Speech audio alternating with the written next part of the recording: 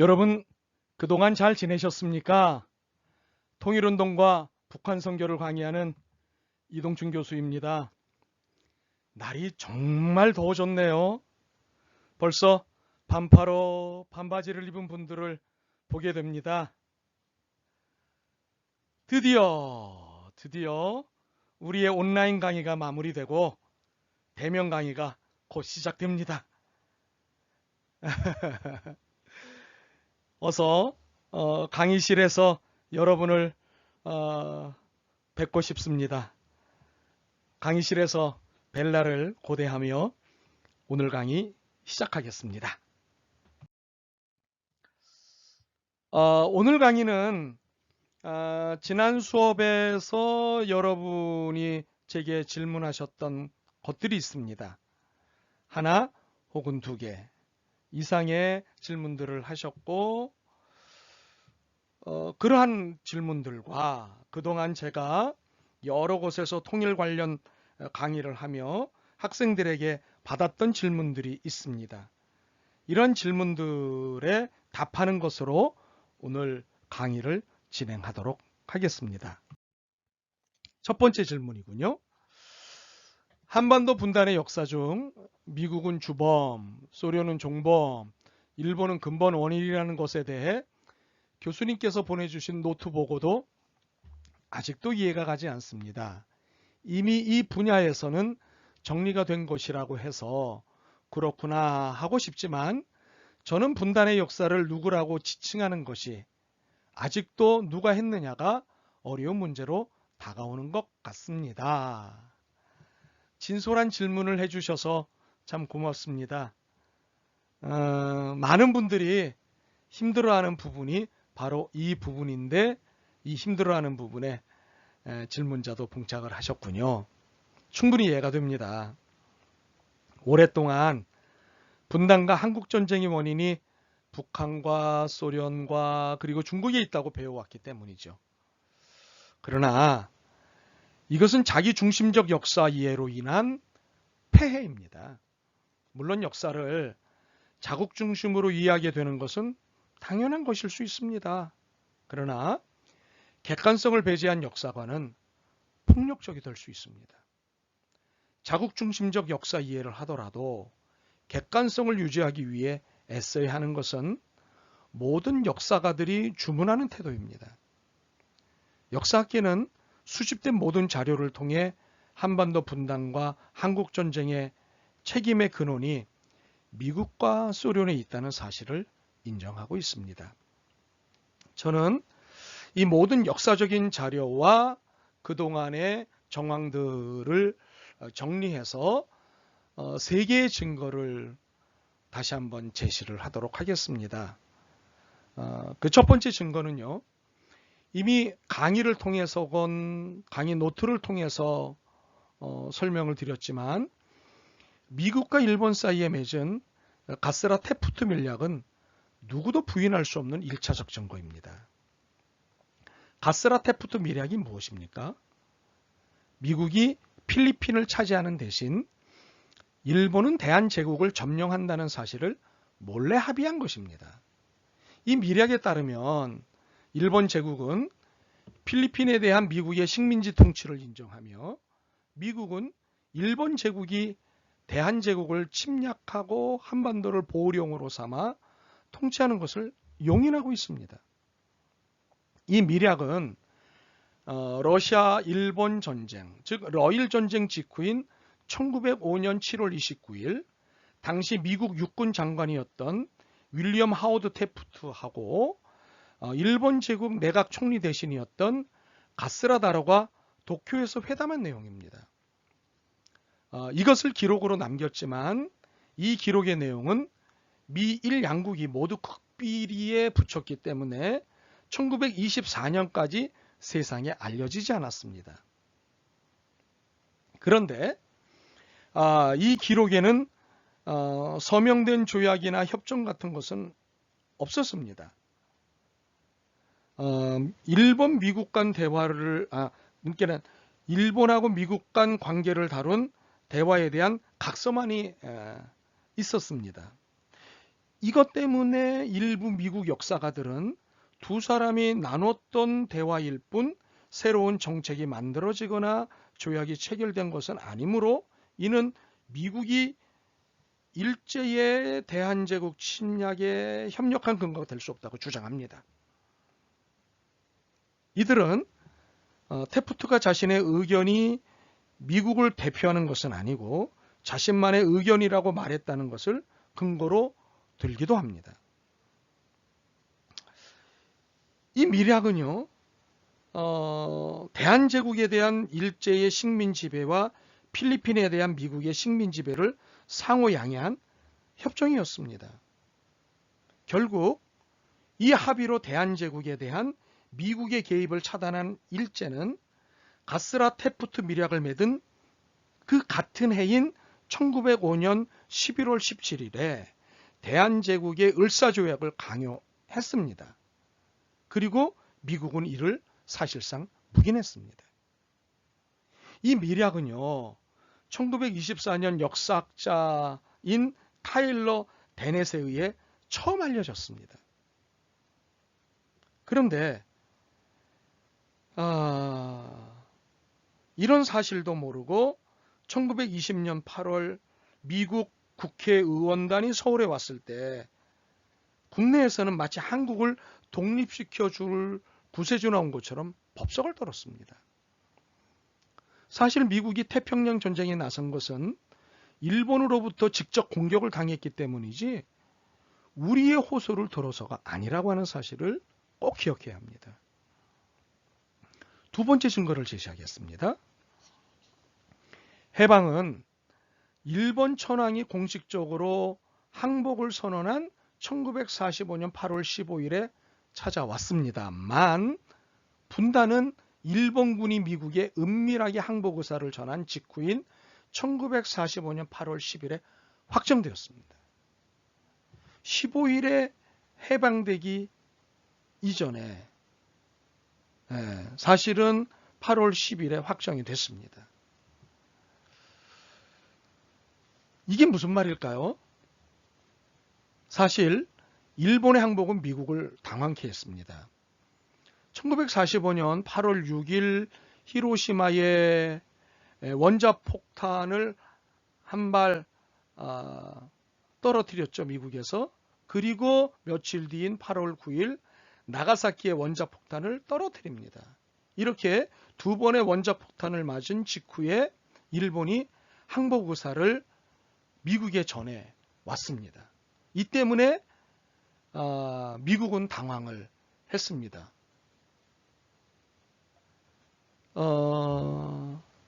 그런데 일본이 항복을 한 것은 두 번의 원자폭탄을 맞은 것뿐만이 아닙니다. 소련이 8월 8일 일본의 전쟁을 선포합니다. 그리고 한반도를 진격해 온 것이 사실은 또 하나의 항복의 원인일 수도 있습니다. 사실 미국 국무부와 군부는 8월 10일 일본군의 항복을 받을 계획을 세우면서 조선 지도에서 38선을 찾아냈습니다. 그 이유가 무엇일까요? 38선 북쪽에서는 소련군이 항복을 받고 남쪽에서는 미군이 항복을 받도록 하기 위해서였습니다. 미국은 될수록 조선 북쪽 멀리까지 올라가 일본군의 항복을 받고 싶었습니다. 그러나 바다 건너 오키나와 및 필리핀에 있던 미군들이 군함으로 조선에 이르려면 거의 한 달이 걸려야 했습니다. 이에 반해서 소련군은 미국이 오래전부터 소련에 부탁한 대로 일본에 대해 선전포고를 하고 이미 조선으로 진격해 남쪽으로 내려오는 중이었기 때문에 미국은 조선의 절반이라도 차지하기 위해 소련군이 38선에 멈출 것을 제안을 합니다. 제안을 했습니다. 혹시나 하고 제안을 했는데 예상외로 소련은 이 제안을 받아들였습니다. 그리고 남하를 중지했던 것입니다. 이렇게 국제정치적 이유 때문에 단순히 위도를 나타내는 38선으로 남북이 나뉘게 된 것입니다. 어떤 특별한 정리를 하고 38선으로 남북이 나뉘게 된 것이 아닙니다. 그런데 이것이 한반도에 지금까지도 아픔을 제공하고 있는 것입니다. 그것은 지금도 친일파들이 반성 없이 활개를 칠 수 있는 배경이 됐다는 사실입니다. 소련군은 북쪽으로 8월 9일에 들어왔지만 미군은 한 달 뒤인 9월 8일에야 남쪽에 도착했습니다. 그럼으로써 해방된 뒤에도 38선 이남에서는 일본군과 친일파들이 활개를 치고 해방 이후에도 계속해서 권력을 장악할 시간과 환경을 만들어 주었던 것입니다. 따라서 미국과 소련의 국토 분단의 공범이지만 정확하게 이야기하면 미국은 38선을 먼저 제안한 주범이고 소련은 그 제안을 받아들인 정범이라고 말해도 과하지 않다는 것입니다. 세 번째 증거를 설명하겠습니다. 분단의 원인은 일본, 주범은 미국, 종범은 소련이라고 주장하는 또 다른 근거들이 있는데요. 그것은 소련의 신탁 통치에 관한 미국 국무부가 비밀 해제하고 공개한 외교 문서를 통해 밝혀졌다고 하는 사실입니다. 조선을 신탁 통치해야 된다라고 강력하게 미국 국무부가 주장했던 사실이 미국의 외교 문서를 통해 밝혀진 것입니다. 이 외교 문서를 정리해서 좀 설명을 하도록 하겠습니다. 미국이 일본과 한창 전쟁을 벌이던 1943년 3월 루즈벨트 미국 대통령은 워싱턴을 방문한 영국 외상인 이든에게 일본이 항복하면 조선을 국제적 신탁 통치 아래 두자고 제안을 했습니다. 그때 이든은 아무런 대응도 하지 않았습니다. 그리고 미국, 영국, 중국의 정상들이 1943년 11월에서 만난 카이로 회담의 속편이라고 할 수 있는 미국, 영국, 소련의 정상들이 1943년 12월에 만난 테헤란 회담에서 루즈벨트는 조선 사람들이 자치정부를 꾸리고 유지할 능력이 아직 없으므로 40여 년간 신탁 통치를 받아야 한다고 주장을 합니다. 이때 스탈린은 간단히 동의를 합니다. 미국, 영국, 소련의 순회들이 1945년 2월에 만나 얄타 회담에서 루즈벨트는 필리핀 사람들이 자치정부를 준비하는데 약 50년이 걸린 경험을 설명을 하면서 이런 경험에 비추어 조선 사람들은 적어도 20년에서 30년은 신탁 통치를 받아야 할 것 같다고 주장을 합니다. 이에 스탈린은 신탁 통치 기간은 짧으면 짧을수록 좋다고 대응을 하죠. 1945년 12월에 모스크바에 미국, 영국, 소련의 외무장관들이 모여서 모스크바 3상 회의를 열었습니다. 여기에서 미국 대표는 조선의 5년간 신탁 통치를 실시하고 5년 더 연장하자고 제안을 했습니다. 이때 소련 대표는 조선 문제의 강대국들이 꼭 개입해야 한다면 조선 사람들이 먼저 임시정부를 세우도록 하고 그를 미국, 영국, 소련, 중국 등 4대국이 후원하는 것으로 그치자고 하면서 연장 없이 한 번만 실시하자고 수정 제안을 했습니다. 이게 모스크바 3상 회의의 결과입니다. 분명 소련의 제안대로 조선에 대한 오견 후견제 또는 신탁 통치안이 채택된 것은 사실입니다. 그러나 미국이 40년, 이후에는 20년에서 30년, 이후에는 5년씩 2번 실시하자고 줄기차게 주장한 것은 사실이지 않습니까? 이렇게 주장한 것을 소련은 5년 한 번만 실시하자고 응한 것도 사실이지 않습니까? 그러므로 미국은 소련의 즉시 독립을 주장했는데 소련이 신탁 통치를 주장했다고 알려진 데는 그 당시 동아일보와 조선일보 등의 엄청난 오보 때문입니다. 게다가 미군정의 교활하고 악의적인 방치가 어우러진 왜곡이 있었기 때문입니다.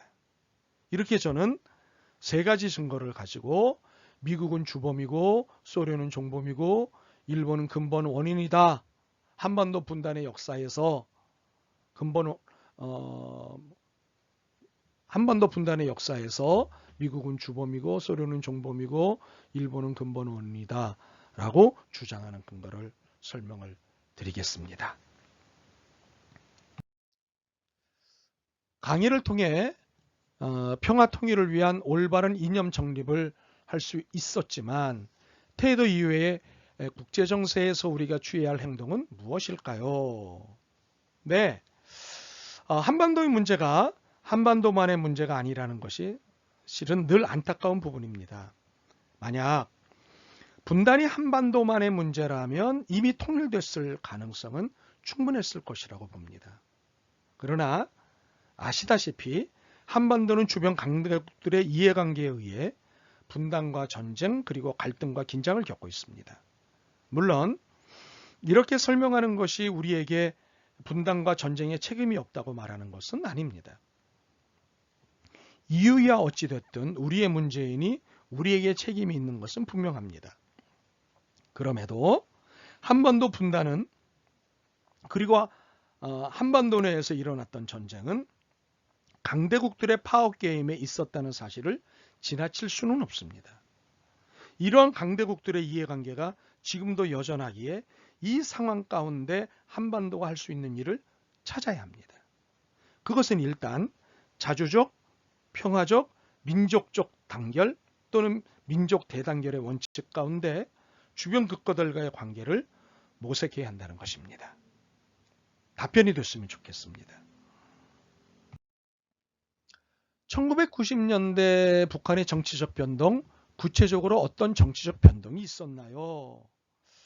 네, 1990년대는 사실 북한만 변화를 맞은 것은 아닙니다. 1989년에 소련을 위시한 사회주의권의 붕괴로 인해 전 세계가 급변의 시기를 맞았습니다. 그러니까 사회주의 국가인 북한으로서는 사회주의 국가들의 붕괴가 심한 타격으로 다가올 수밖에 없었습니다. 대외 경제 관계의 변화는 북한 경제에 심한 타격을 주었죠. 공장 가동률이 20에서 30%로 하락하면서 노동자들은 공장에서 할 일이 없었을 뿐만 아니라 인간만으로 살 수 없는 상태가 되었습니다. 1995년 배급제가 붕괴하면서 북한 주민들은 기아로 죽어가기 시작했고요. 식량과 생필품의 대부분을 시장에서 구할 수밖에 없게 되었습니다. 이것으로 인해서 1995년에서 1997년은 북한에서 가장 어려운 고난의 행군 시기로 국가 배급 및 공급 체계가 중단되는 등 사실상 중앙계획체제가 붕괴된 시기였습니다. 장마당에서의 소득이 공장이나 협동농장 등의 생산 단위에서의 노임의 수십 배를 뛰어넘으면서 경제생활의 중심이 중앙계획체제에서 장마당으로 이동을 합니다.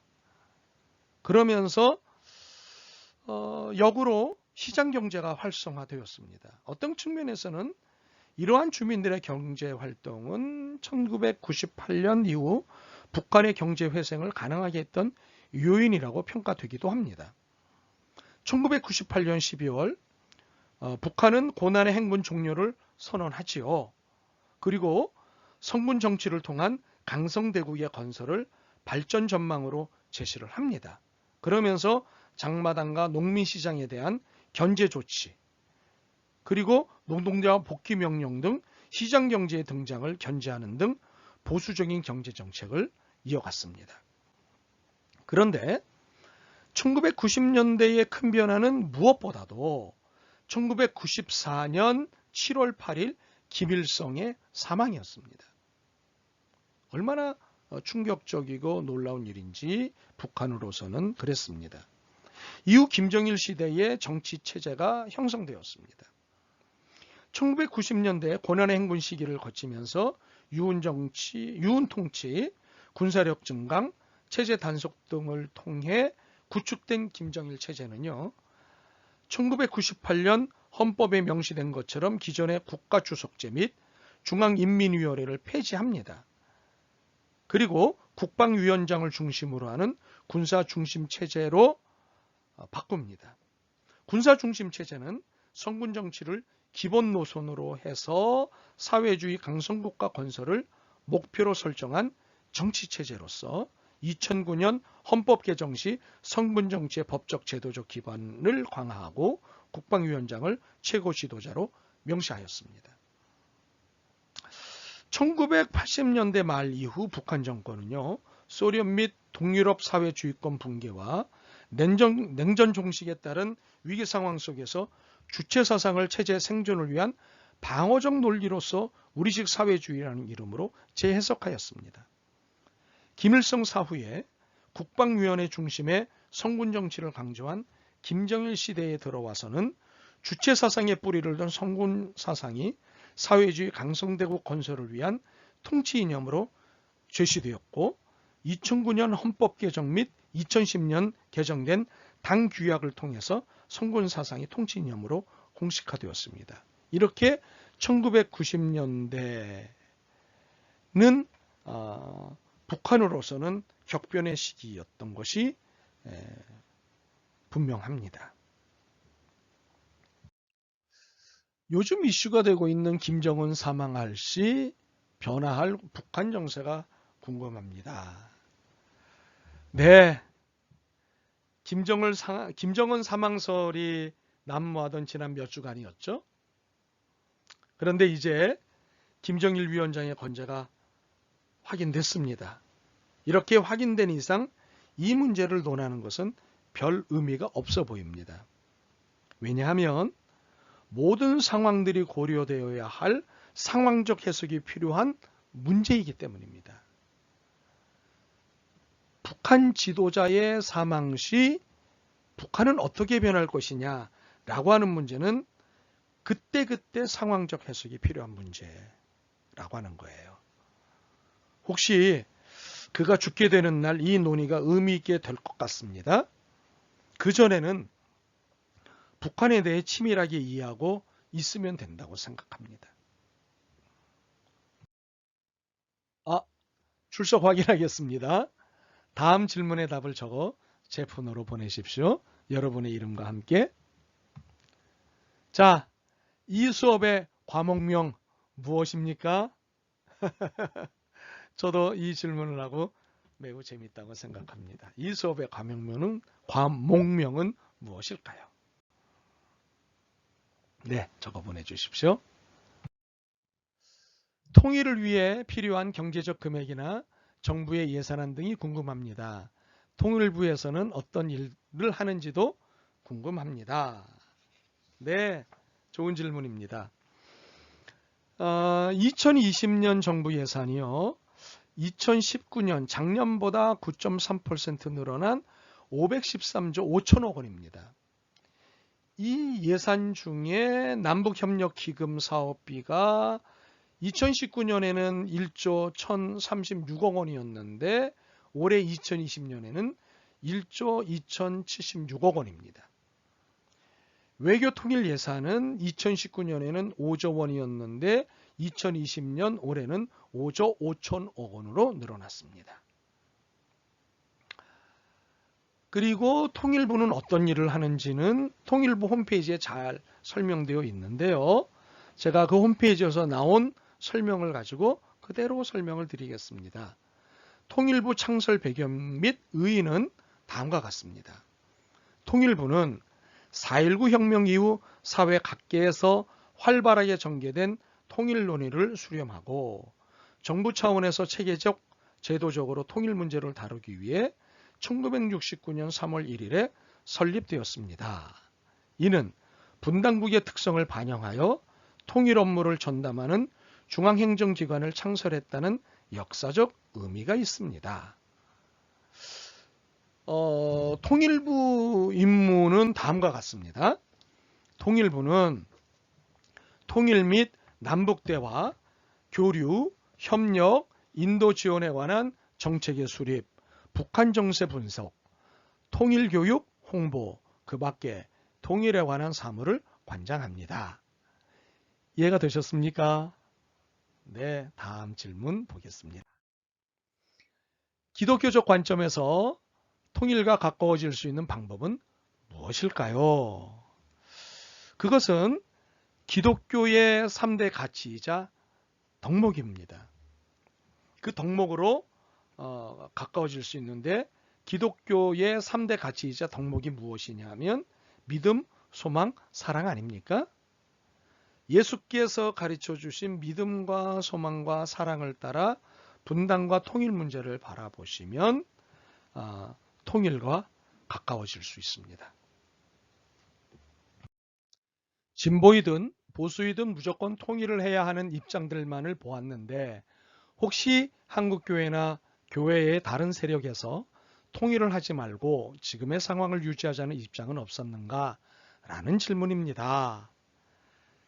어느 시대든 분단 상황을 그대로 유지하자는 주장은 있습니다. 왜 그럴까요? 왜냐하면 분단의 시간만큼 남북 간의 이질감이 커지고 있거든요. 그러다 보니 통일이 되면 이 이질감을 극복해야 하는데 쉽지 않다는 판단을 하게 되는 것입니다.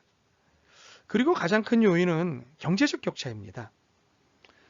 1980년대 이후 급격히 벌어지기 시작하는 경제적 격차가 지금은 너무도 큰 차이가 벌어져 있습니다. 이것으로 인해서요, 통일의 부담감이 생기는 것입니다. 통일을 하면 나만이 손해라는 것이죠. 통일 비용보다 분단 비용이 훨씬 적게 든다는 생각을 하는 것입니다. 그런데 과연 분단 비용이 통일 비용보다 적게 들까요? 아닙니다. 분단 비용은 분단이 지속되는 한 매년 들어가는 소모적 비용입니다. 반면에 통일 비용은 한시적 비용입니다. 물론 통일 초기에는 큰 비용이 들어갈 것입니다. 그러나 이 비용은 소모적이 아니라 투자적 성격을 갖고 있습니다. 때가 되면 엄청난 열매를 가져오기 때문입니다. 반면에 분단 비용은 소모 비용에 불과합니다. 그렇다면 과연 어느 비용이 생산적일까요? 네.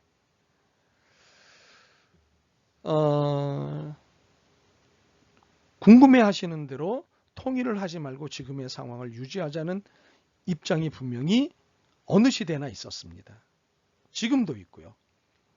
그러나 통일을 유지하는 것은 오히려 통일을 하는 것보다 더 많은 비용과 대가를 치를 수밖에 없다는 것도 한번 생각해 보셨으면 좋겠습니다. 긴 질문이군요. 갈퉁이 평화론을 오늘 설명을 통해 잘 들었습니다. 갈등은 화해할 수 없는 외상과 화해하는 자세의 필요성, 풀리지 않더라도 꼭 풀어야 하는 것을 강조하는 것을 보면서 평화는 영구적으로 이어지는 것이 아니라 항구적으로 노력해야 하는 것에 공감했습니다. 그런데 이때 한 가지 의문점이 든 것이 어찌 보면 애매한 질문이 될 수 있다는 생각이 들어 먼저 죄송하다는 말씀을 드립니다. 연평해전과 연평도 폭격, 논란이 있지만 천안함 사건 등으로 유족들에게는 큰 상처로 남는 안타까운 일들이 발생한 것이 또 올랐습니다. 그래서 과연 갈퉁의 항구적인 노력이 이러한 문제를 두고 잘못하면 하버마스의 양보적 태도로 보여져 유족들에게 또 다른 아픔을 줄 수 있겠다는 제 주관적인 안타까움이 생겼습니다. 물론 현 정부가 결코 그런 식으로 의도하고 있다는 취지는 절대 아닙니다. 그렇기에 북한의 도발에 피해를 입은 분들께는 이런 이론이 부정적으로 느껴질 수 있다고 생각합니다. 그렇기에 평화적 과정으로 이어지고 있는 현재 조심스럽지만 이분들에게 갈등의 평화론을 이해시킬 수 있는 가장 현실적인 방안은 무엇인지 고민이 됩니다. 또한 결국에는 이별의 절망이 너무 커서 수긍하지 못하는 분들도 계시리라 생각합니다. 그렇다면 그분들은 어떤 방식으로 포용할지에 대해서도 고민이 됩니다. 서두가 너무 길었네요. 죄송합니다. 질문 정리하겠습니다. 첫째, 북한의 도발로 아픔을 겪은 유족들에게 갈등의 평화론을 수용할 합리적인 방안은 무엇이 있을까요? 둘째, 수긍하지 못하고 적대적으로 나아가고자 하는 분들을 그리스도인이 포용할 수 있는 방안은 무엇이 있을까요? 참 예리한 질문이시고 심도 있는 질문입니다. 고맙습니다. 제가 수업을 통해 소개한 여러 학자들의 평화이론 혹은 평화담론이 100% 적용 가능해서 소개한 것이 아닙니다. 그분들의 이론을 통해 우리가 놓치고 있던 부분을 찾아내자는 의도에서 소개를 했고 소개를 하고 있는 것입니다. 그러므로 갈퉁이든 하버마스든 완벽하다고 보는 것은 아닙니다. 단지 이들의 평화론이 서로 보충적으로 한반도의 문제 해결을 하는데 길라잡이가 될 수 있기를 바라는 것입니다. 그럼에도 불구하고 갈퉁의 평화론은 천안함 유가족들에게 또는 여러 일들에서 생겨난 유가족들에 가혹할 수 있습니다. 그러나 그리스도께서 우리에게 보여주신 절대적 희생과 헌신에 입각한 사랑으로서 십자가적 화해와 평화를 실천에 옮기지 않는다면 과연 우리의 신앙은 어떤 의미가 있을까 고민이 깊습니다. 어쩌면 평생 고민의 지점이 되지 않을까 싶습니다. 이렇게 긴 질문에 짧게 대답을 하는 걸 미안하게 생각하지만 이렇게 대답을 하는 것이 좋겠다 싶습니다. 통일과 북한 선교에 대해 막연하게만 알고 있었으나 이제는 올바른 이해로 북한을 바라보며 통일을 지향하고 있습니다. 앞으로는 더 나아가 아는 것을 어떻게 실천할 수 있을까 하는 의문이 듭니다. 또한 상대방과의 화해를 위해서는 서로의 도움이 필요하겠으나 만일 한쪽에서만 이를 지향할 경우 이를 어떻게 진행시켜 나갈 것인가에 대해서 궁금해지기 시작했습니다. 아름다운 고민입니다. 이 고민에 대한 저의 답은 이렇습니다. 그리스도께서 우리에게 보여주신 모습과 들려주신 말씀만으로 화해의 좌표를 삼았으면 좋겠다는 것입니다. 화해는 내가 손해를 보는 것을 전제로 할 때 가능한 사랑입니다. 물론 일방적 손해가 억울할 수 있을 것입니다. 그러나 그리스도를 따르는 사람이라면 손해를 억울한 것으로 봐서는 안 될 것입니다. 그러므로 화해는 수고의 품삯이 많이 드는 사랑입니다. 그렇게 진행했으면 좋겠습니다. 이제까지 교육받아왔던 8.15 해방과 남북분단, 남북전쟁의 역사와 교수님의 자료에 정리된 역사적 사실은 차이가 꽤 있음을 발견하였습니다.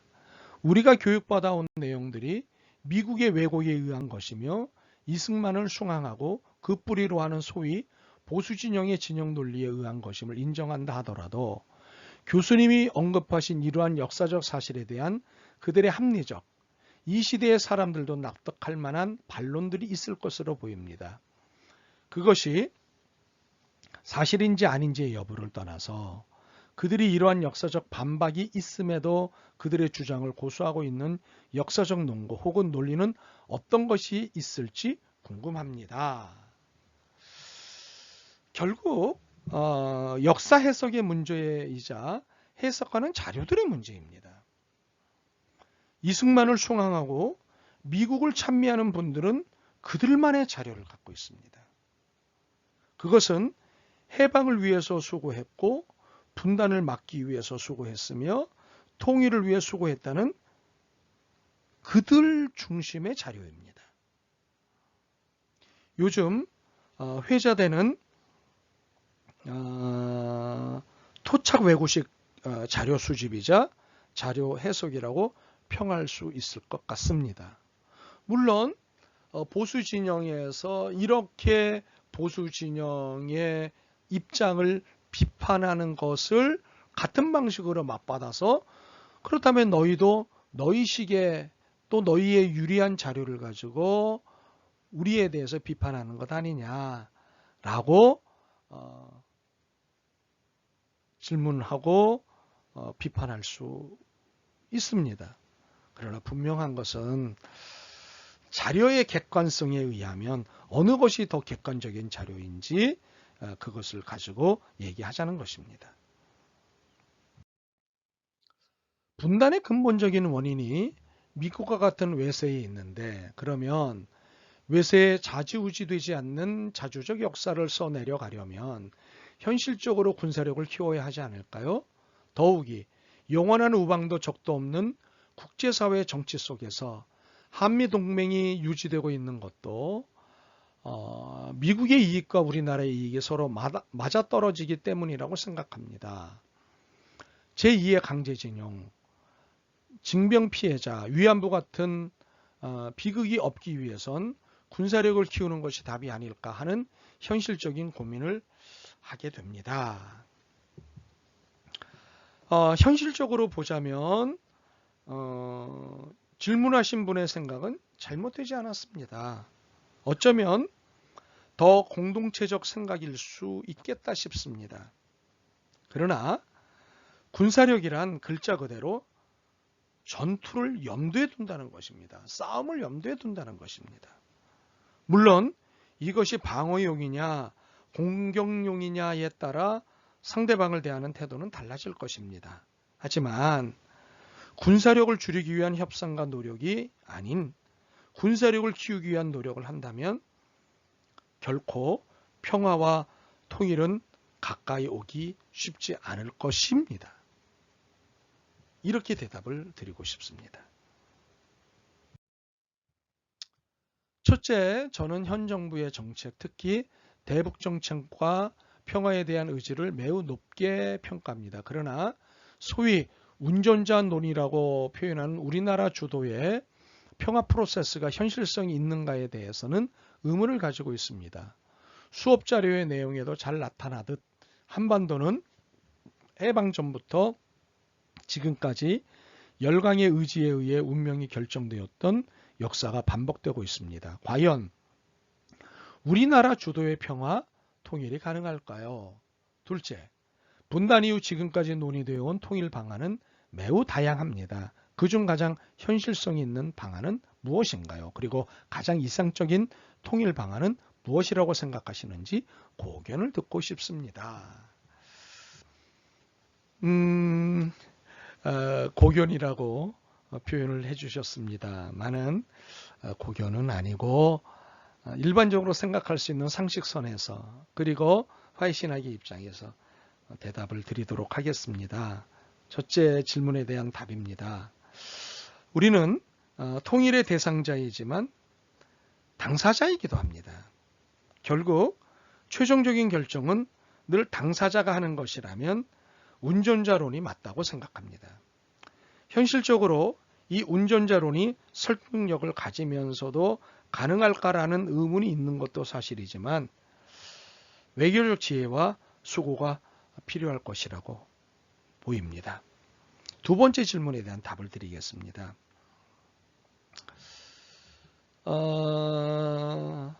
정부의 공식적인 통일 방안이 민족 공동체 통일 방안입니다. 이 방안은 현실과 이상 사이에 있는 방안으로 보고 싶습니다. 그러나 현실성 있는 방안은 없고 이상적인 방안만 있다고 생각합니다. 대부분 현실성 있는 통일 방안으로 흡수 통일을 생각하시기 때문입니다. 따지고 보면 흡수 통일도 현실적이기보다는 이상적일 수 있습니다. 그러므로 끊임없는 만남을 통한 대화와 협상이 주는 통일이 제가 보기에는 가장 현실적이고 가장 이상적인 통일 방안이지 않을까 그렇게 생각을 합니다. 매우 역설적으로 대답을 드린 것 같습니다. 한국전쟁에 대해 피해자의 입장에서 대부분 이야기를 들어오거나 국제사회의 도움이 필요한 부분이라는 수동적인 이해를 하고 있었음을 알았습니다. 다층적이고 다면적으로 이렇게 전쟁이 얽혀 있을 것이라고 깊게 생각하지 못했습니다.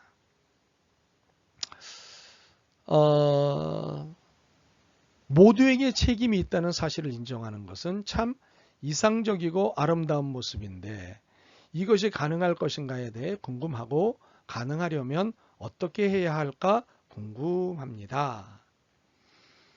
네, 새롭게 알게 된 것을 인정한다는 것은 지금까지 알고 있던 것을 전면적으로 부정하거나 수정해야 할 일이기에 이것과 연관해서 풀어야 할 것들이 많을 것입니다.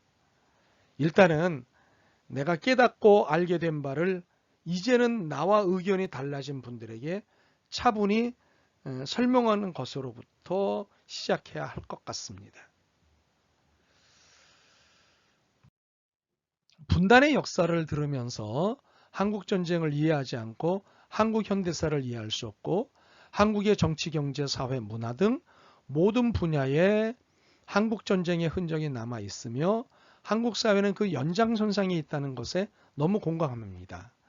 저의 부족한 질문은 교회의 젊은 청년 세대가 무엇보다 통일을 원하는 청년들이지만 부모 세대들로부터 이어받은 레드 컴플렉스가 너무 심해서 북한 정부에 대해서는 너무나 부정적이며 특히 요즘 문재인 정부가 노력하는 남북 관계에 대해서 부정적인 이들을 우리가 어떻게 설득시킬 수 있을까요?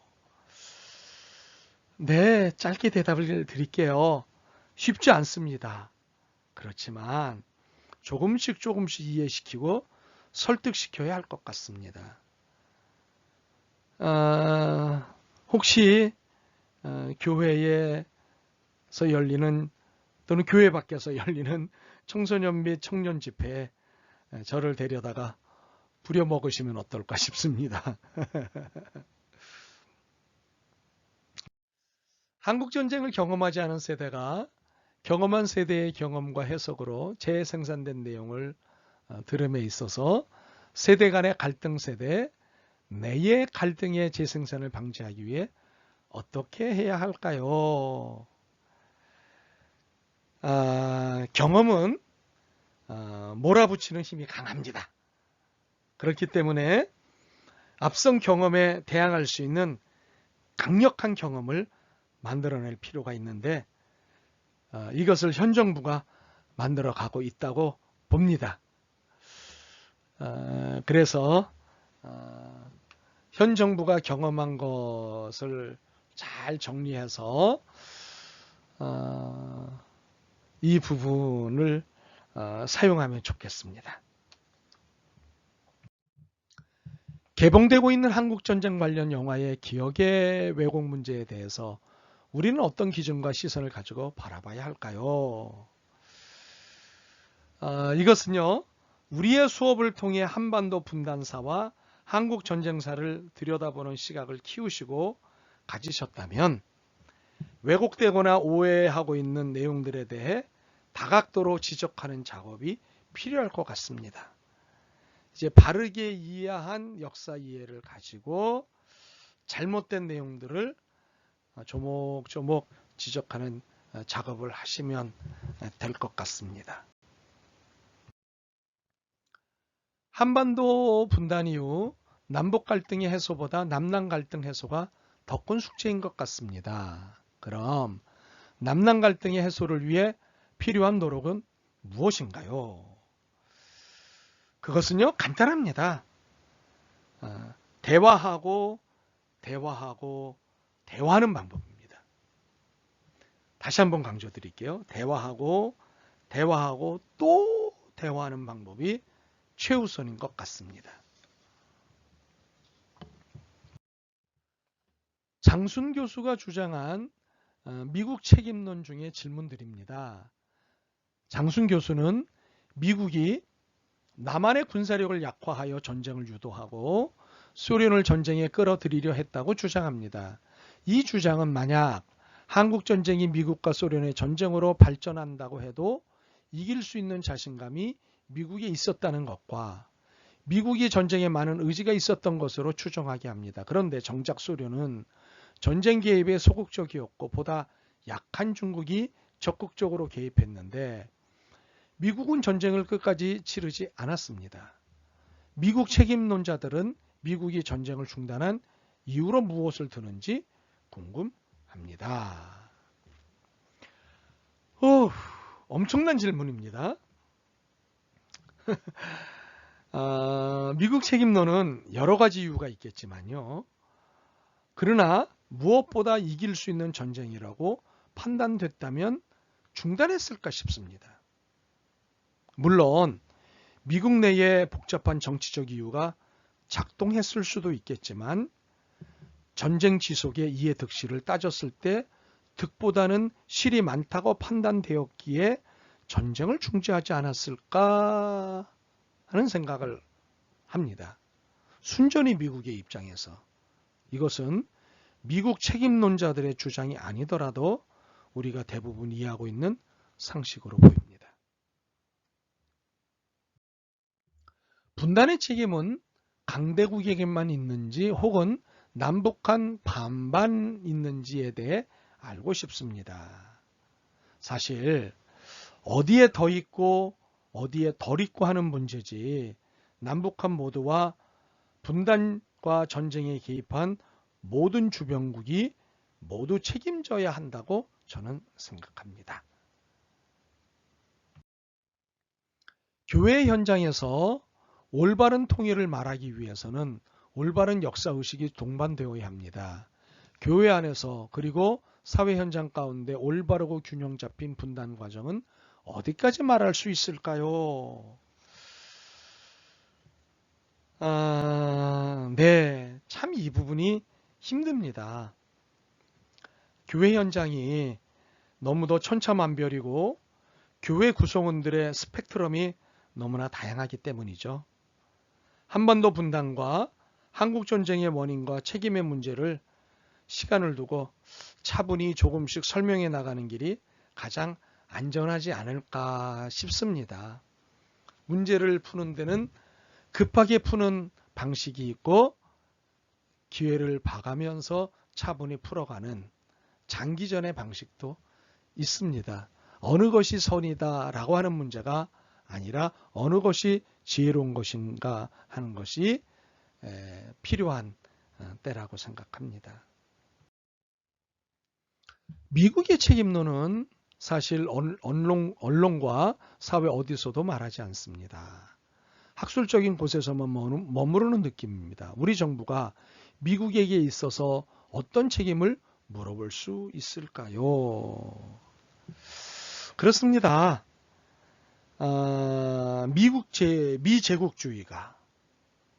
미제국 식민주의가 폭만할 때쯤 되어야 그 어떤 책임이라도 물을 수 있을 것 같습니다. 그리고 남한의 대미 인식이 좀 더 달라져야 할 것 같습니다. 미국을 아름다운 미국이 아니라 미국은 자국의 이익에 철저하게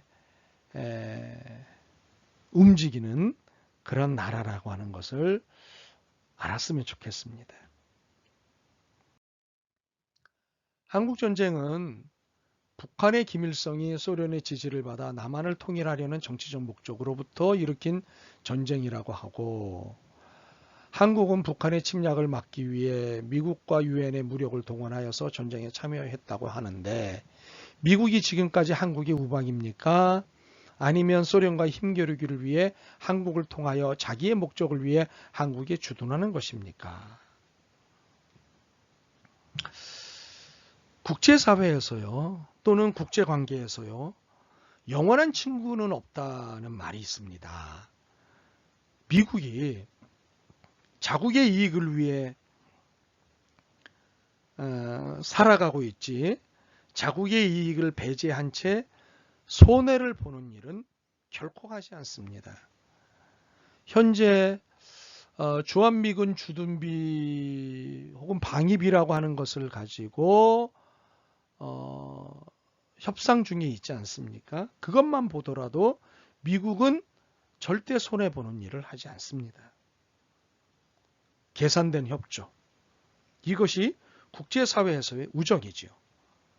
이런 의미에서 주한미군의 주둔은 자기 목적을 위한 것이지 남한을 위한 것이 아닙니다.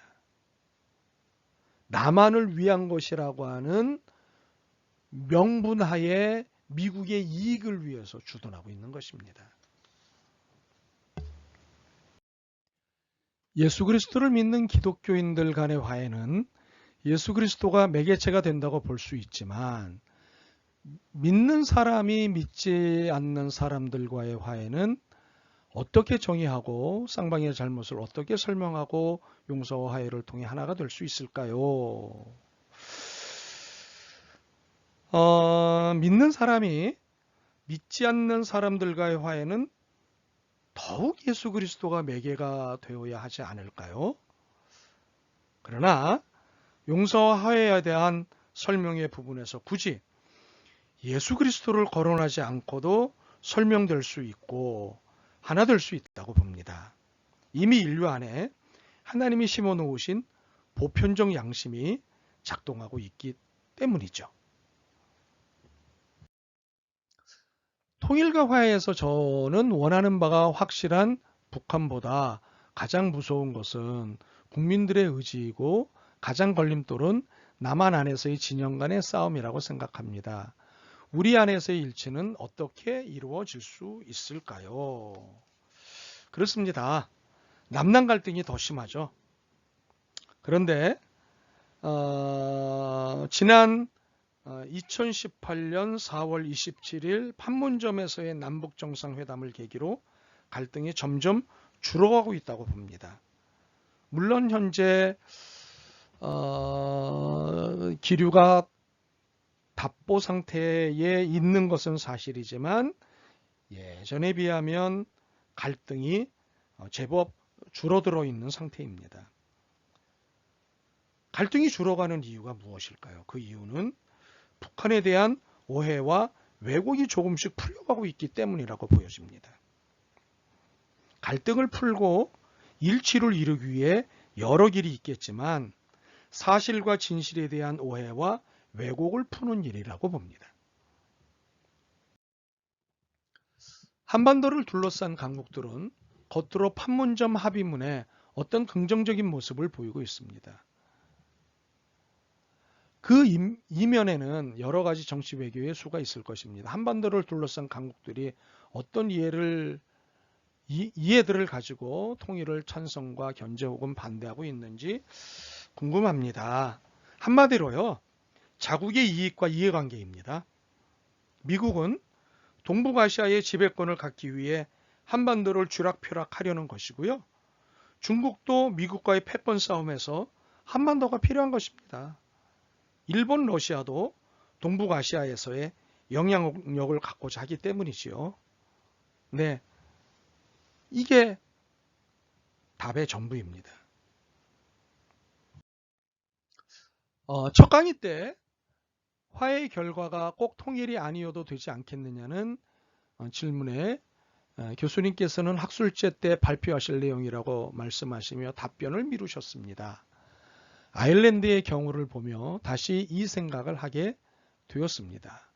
남북한이 화해의 목표로 낮은 단계의 국가연합을 지향하는 것에 대해 교수님은 어떻게 생각하시는지 궁금합니다. 저는요, 이런 표현을 한번 해봅니다. 결혼으로서의 통일이 아닌 연애로서의 통일을 제안합니다. 낮은 단계의 국가연합이겠죠?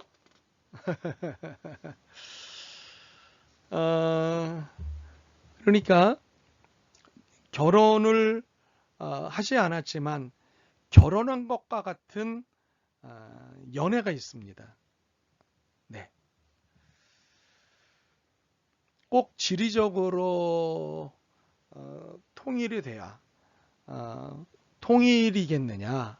만약 지리적으로 통일이 아니어도 통일이라고 말할 수 있는 가능성이 있다면 연회로서의 통일도 한번 제안해보고 싶은 것이죠. 그러나 통일은 지리적 통일이어야 한다라고 하는 정리를 하고 나면 제가 이야기하는 연회로서의 통일은 의미가 없을 수도 있겠습니다. 네. 질문이 긴 질문이군요. 평화적 화해를 통해서 통일이 이루어져야 한다. 그것이 그리스도인이 가져야 할 통일에 대한 자세이고 그것이 그리스도교적이다라는 교수님의 의견에 동의합니다.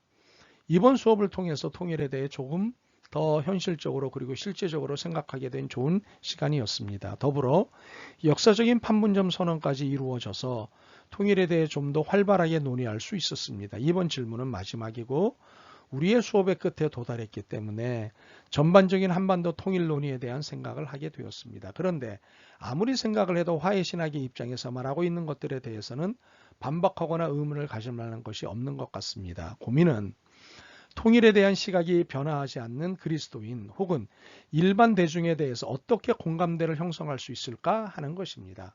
판문점 선언 이후 통일에 대한 관심 혹은 지지도가 급상승하고 있다는 뉴스를 보았습니다. 기도하기로는 교회 공동체를 이끌어가는 리더들이 변화하기를 바랄 뿐입니다.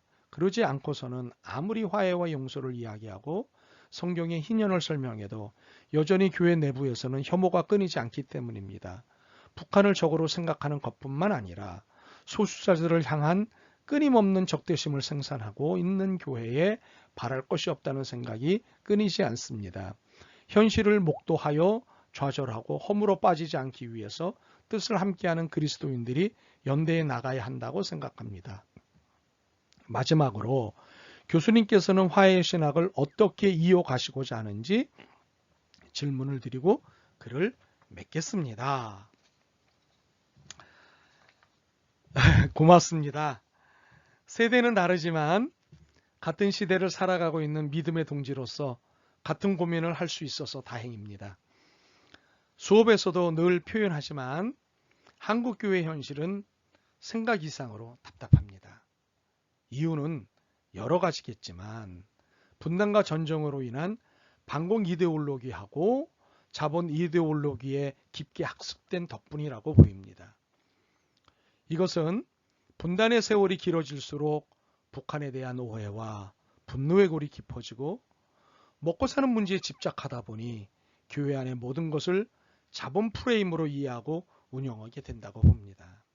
결국 개인의 문제가 아닌 구조와 전체의 문제로서 잘못 길들여진 주체에 대한 해체를 통해 성서적 신학적 정립 작업을 해 나가야 할 것 같습니다. 저 개인으로는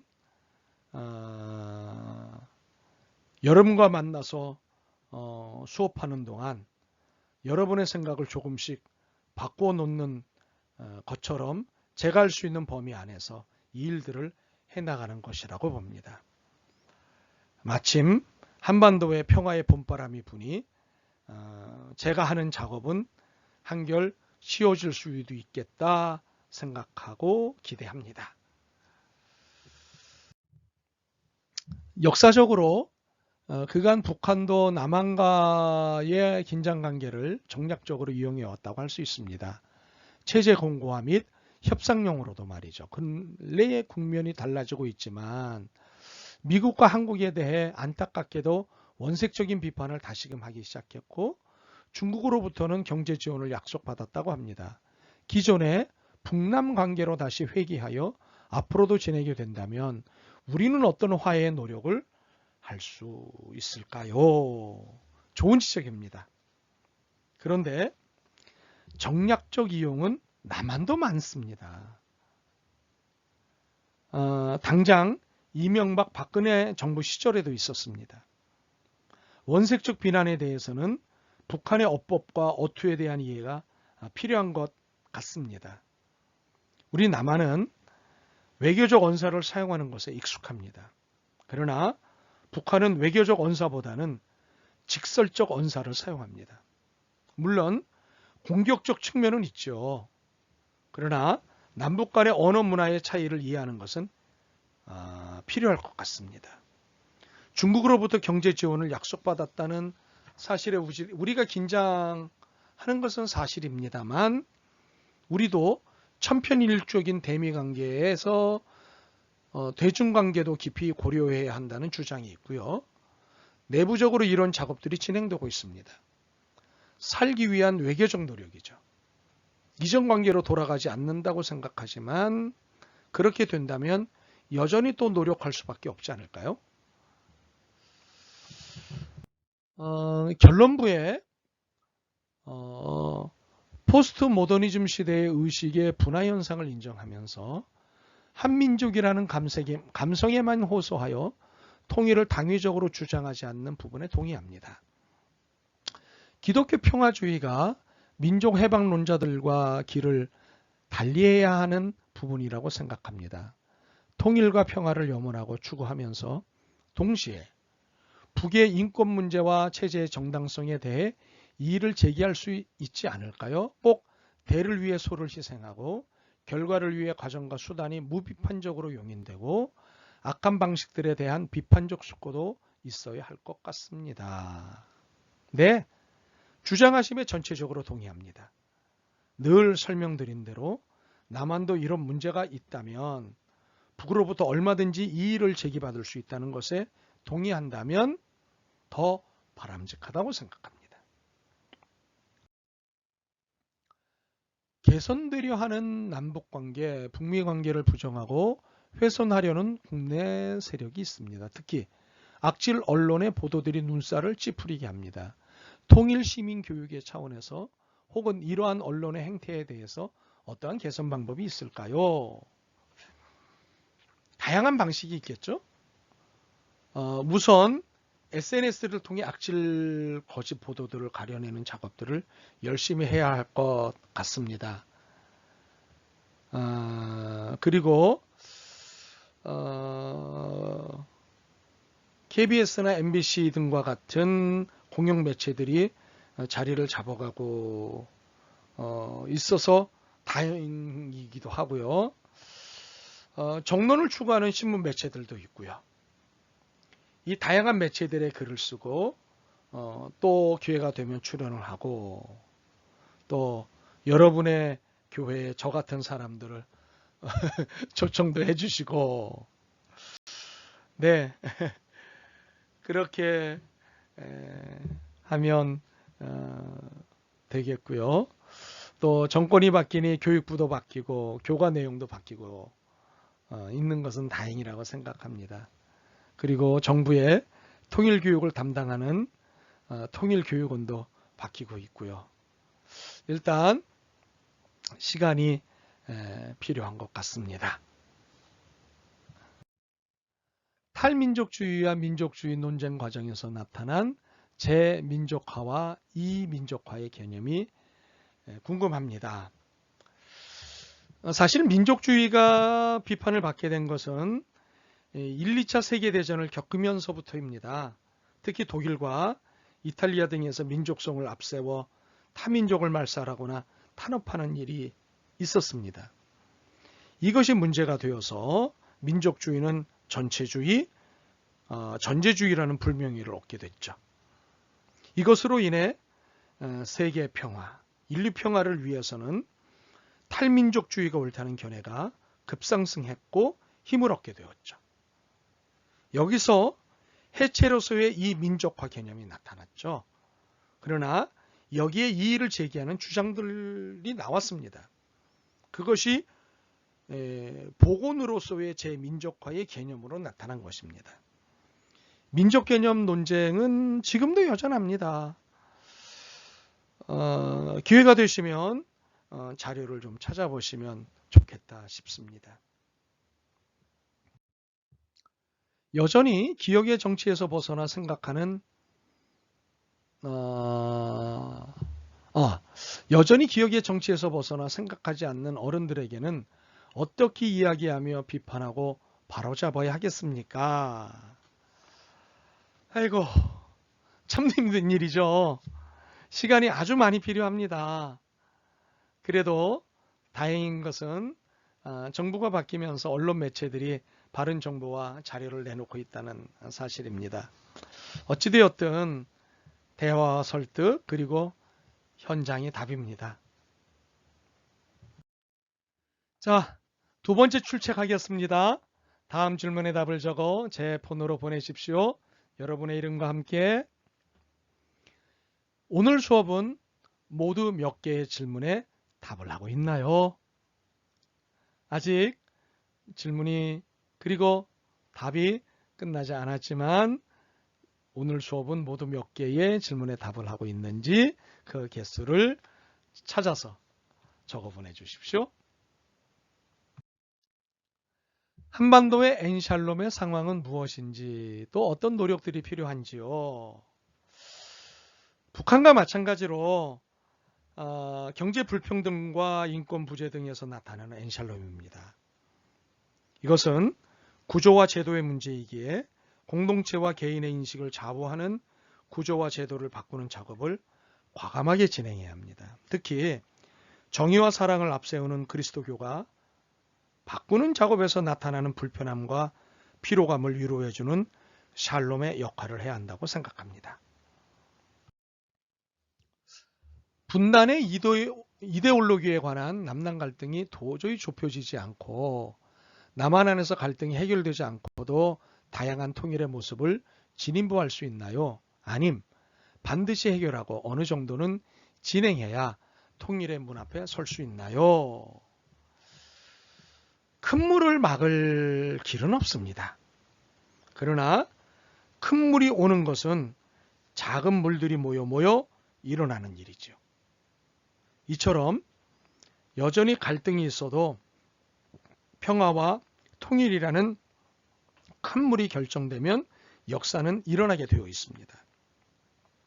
완전 합의가 가장 좋은 모양이지만 선이라면 다수의 합의로도 가능하다는 것입니다. 북한의 최근 근황을 볼 때 분단된 상태의 체제 보장과 통일된 상태의 체제 보장 중에 어떤 것을 더 원한다고 봐야 하나요? 북한은 정말 적화 통일이 아닌 평화 통일을 원할까요? 우리 안에 불신의 역사가 깊음을 부인할 수는 없습니다. 후자부터 질문하신 것에 후자부터 답변을 하자면 정전 이후 남북 간의 작은 시비와 다툼은 있어 왔지만 여전히 전쟁이 아닌 정전이지 않았습니까? 남북 모두 상대를 굴복시키겠다며 구비한 전쟁 무기는 어마어마합니다. 과연 평화 통일을 원한다면 과연 무기를 구비했을까요? 혹시 전시용으로? 서로가 무기를 구비했다는 것만 가지고도 평화 통일을 원한 쪽은 없다고 보아야 합니다. 그러나 꼭 이렇게 해석하지 않아도 되는 것은 무기를 공격용이 아니라 수비용으로 구비했다면 해석의 여지는 달라질 수 있기 때문입니다. 무기 자체에 대해서는 변명의 여지가 없습니다만 무기의 용도가 수비용이라면 그것도 적극적 수비용이라면 적화가 아닌 평화를 위한 노력이라고 보아야 하지 않을까요? 물론 둘 다 목적을 할 수도 있겠죠. 그러나 지금까지 남북한 모두는 공격용이라기보다는 자국의 안전을 위해 큰 힘에 살아남기 위해 무기를 구입했다고 했습니다. 그렇다면 남한이 평화 통일을 원했듯이 북한도 평화 통일을 원했다고 봐야 하지 않을까요?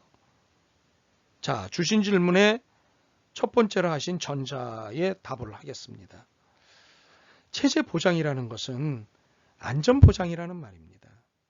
정치, 경제, 사회, 문화의 체제를 두고 하는 말은 통일을 어떻게 할 것이냐에 대화와 협상이 시작됐을 때의 문제죠. 그러므로 현재 북한이 말하는 체제 보장은 자신들의 체제에 대한 안전 보장을 말하는 것입니다. 지금 북미 간에 논의되는 비핵화의 쟁점은 결국 비핵화로 인한 대북 제재 완화와 또한 비핵화 그에 대한 보상 시기, 단계적인 지원, 비핵화와 동시에 지원, 보상 시기 싸움이라고 볼 수 있는데 결국 북한의 핵은 경제적인 부분이 가장 크다고 볼 수 있을까요? 다른 부분이라면 오히려 핵을 갖고 있는 게 북 입장에선 이익이지 않을까 싶습니다. 매우 예리하고도 아주 자극적인 질문을 하셨습니다.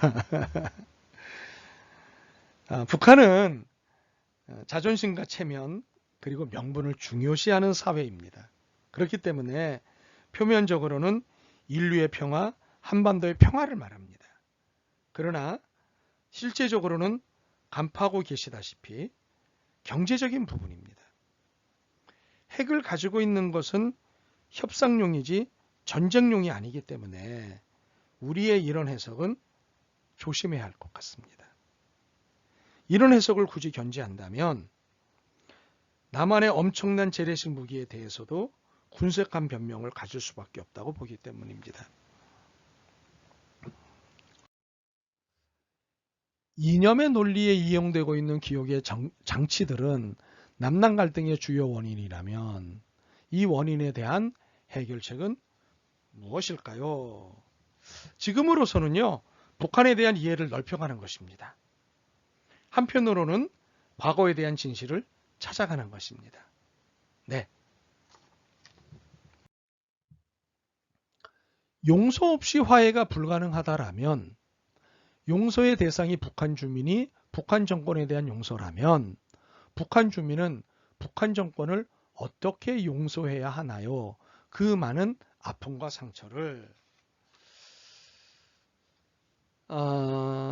할 수 없는 용서도 있을 수 있겠지요.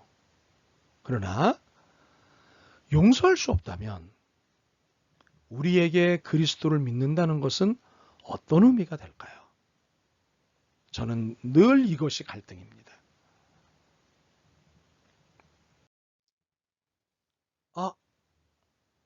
레포트를 내야 하는 시간이군요.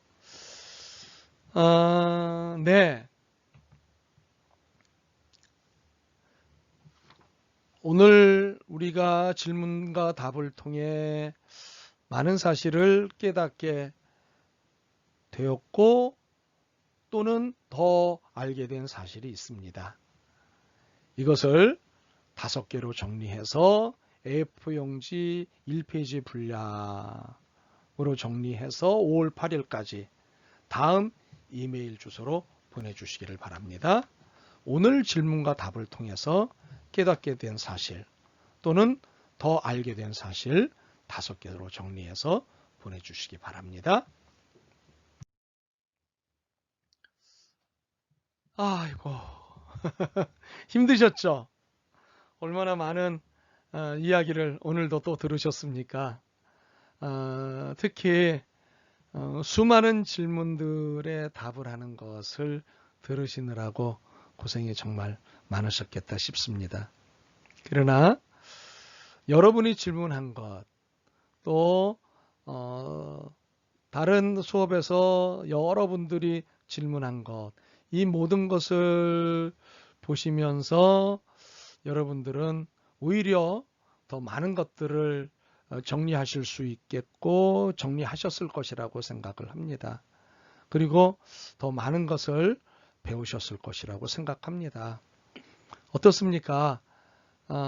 다른 분들의 질문 정말 예리하고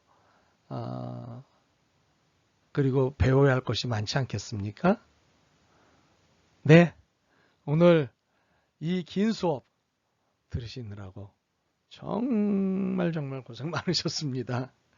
이제 곧 우리의 대면 수업, 아니 곧이 아니군요. 다음 수업부터 우리가 대면 수업을 하게 될 텐데 그 대면 수업을 통해서 여러분과 그동안 비대면으로 한 수업 방식이었기 때문에 나누지 못했던 보다 깊은 이야기, 보다 재미있게 풀어갈 수 있는 이야기들을 잘 해보도록 하겠습니다. 여러분 정말 오늘도 고생 많으셨습니다. 긴 강의 들어주셔서 고맙습니다. 안녕.